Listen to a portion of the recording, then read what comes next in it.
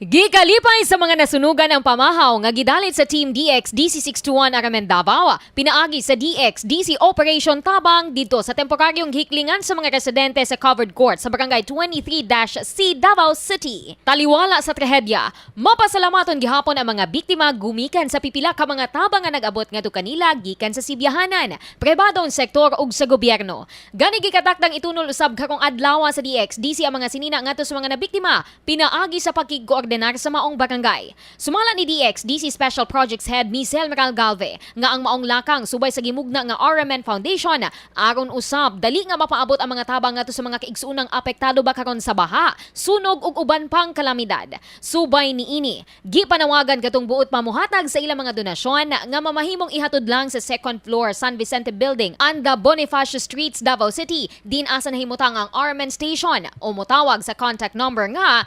227-4571. Kahinumduman nga gibana-bana ang anaa sa 200 ngadto sa 300 ka mga balay ang naugdaw kagahapon sa Purok 4D Barangay 23-C Isla Verde ning Dakbayan diin sa karon. Padayon pang ginasuta sa otoridad ang hinungdan sa nahitabong insidente. Kasama mo sa balita ug serbisyo publiko Radyo Manrens, Barbarona, Tatak, RMN!